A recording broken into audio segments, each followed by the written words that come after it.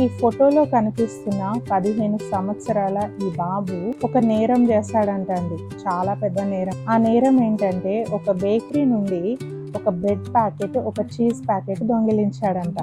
ఎప్పుడైతే యజమానుడు ఈ బాబుని పట్టుకున్నాడో తీసుకెళ్లి పోలీస్ స్టేషన్లో అప్పగించాడంట. ఆ తర్వాత ఒకానొక సమయంలో ఈ బాబుని తీసుకెళ్లి కోర్టులో ప్రవేశపెట్టారు జడ్జి ముందు.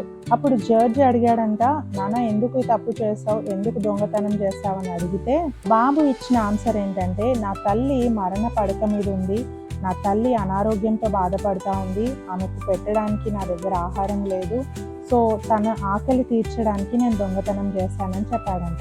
అప్పుడు ఆ జడ్జి అన్నాడంట, ఈ బాబు చేసింది నేరం కాదు, ఈ బాబు ఆకలిని అర్థం చేసుకోక ఆహారం పెట్టని వారు నేరం చేశారు అని అన్నాడంట. అయితే జడ్జి ఇచ్చిన తీర్పు ఏంటంటే, ఏ బేకరీ వాళ్ళైతే ఈ బాబు మీద కేసు వేశారో వాళ్ళే $1000 తిరిగి ఈ బాబుకు చెల్లించాలి అని న్యాయ తీర్పు ఆయన ఇచ్చాడు. చూసారా, ఆహారం లేని వారికి ఆహారం పెట్టకపోతే ఈ జడ్జ్ అది గొప్ప నేరంగా చూస్తా ఉన్నాడండి. అంతేకాదు ఆ నేరానికి వెల కూడా చెల్లించాలి అని చెప్పాడు. ఆకలితో ఉన్న వారిని ఆదుకోనందుకు ఆ జడ్జ్ ఇచ్చిన తీర్పు ఏంటంటే, మీరు ఫైన్ కట్టాలి అని చెప్పాడండి. కానీ మీకు తెలుసా, మన పరలోకపు తండ్రి, మన దేవాతి దేవుడు ఆయన ఏం చెప్తా ఉన్నాడో, నేను ఆకలిగా ఉన్నాను, మీరు నాకు ఆహారం పెట్టలేదు, నేను దప్పిగా ఉన్నాను, మీరు నా దాహం తీర్చలేదు, నేను రోగినై ఉన్నాను, నన్ను కలవడానికి రాలేదు, సో మీరంతా చీకటిలోనికి వెళ్ళండి అని ప్రభు చెప్తా ఉన్నారు. అంటే ఆకలితో ఉన్న వారిని ఆదుకోకపోతే